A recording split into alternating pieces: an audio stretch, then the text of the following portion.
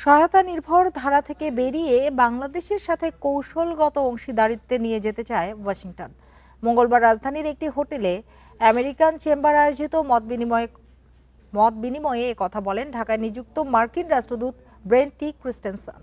এ সময় বাংলাদেশে ব্যবসা করা কঠিন বলেও জানান তিনি। আলোচনায় রপ্তানি বহির্মুখীকরণ এবং বিনিয়োগ বাড়াতে জোর দেন বাণিজ্যমন্ত্রী। মার্কিন বাংলাদেশ অর্থনৈতিক অংশীদারিত্বকে এগিয়ে নিতে এই সেমিনার আয়োজন করে American chamber of commerce in Bangladesh AmCham. এ সময় বৈদেশিক বিনিয়োগ পেতে হলে বাংলাদেশে ব্যবসার পরিবেশ আরও সহজ করার আহ্বান জানান মার্কিন রাষ্ট্রদূত। বলেন, বাণিজ্য চুক্তি বাস্তবায়নে আইন পাস সহ স্থিতিশীল নীতিমালা প্রণয়ন জরুরি। জ্বালানি খাতে বাংলাদেশকে সহায়তা করতেও আগ্রহী যুক্তরাষ্ট্র। বাণিজ্য চুক্তিতে আমাদের একটি চমৎকার কাঠামো রয়েছে, এখন প্রয়োজন কার্যকর পদক্ষেপ।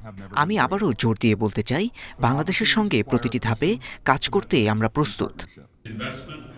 এ সময় অশুল্ক বাধা কমানো এবং দ্বিপক্ষীয় বাণিজ্যে ভারসাম্য আনতে মার্কিন পণ্যের আমদানি বাড়াতে হবে বলেও জানান মার্কিন রাষ্ট্রদূত। যেসব দেশ যুক্তরাষ্ট্রে পণ্য রপ্তানি করে তারা যদি অন্য দেশ থেকে আমদানি করে, তাহলে বিশাল ও দীর্ঘস্থায়ী বাণিজ্য ঘাটতি তৈরি হবে। এই ঘাটতি কমাতে হলে আমাদের কাছ থেকে আমদানি বাড়াতে হবে। এ সময় বাণিজ্যমন্ত্রী জানান, দেশে ব্যবসা বান্ধব পরিবেশ উন্নয়নে অবকাঠামোগত এবং নীতিগত সংস্কারে সরকার কাজ করছে।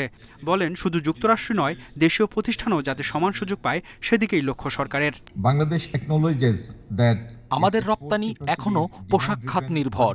বাণিজ্য বহুমুখীকরণে আমেরিকার বাজারে ঔষধ এবং চামড়াসহ অন্য পণ্যের প্রবেশাধিকারের প্রত্যাশা করছি। বিনিয়োগকারীদের আস্থা অর্জনে আমরা কাঠামোগত সংস্কারে কাজ করছি। স্বল্পোন্নত দেশ বা এলডিসি তালিকা থেকে বাংলাদেশের উত্তরণ পরবর্তী সংকট মোকাবেলায় উন্নত দেশগুলোর বাজারে প্রবেশাধিকার অব্যাহত রাখার আহ্বান জানান বাণিজ্যমন্ত্রী। মেহেদী হাসান, ইন্ডিপেন্ডেন্ট নিউজ, ঢাকা।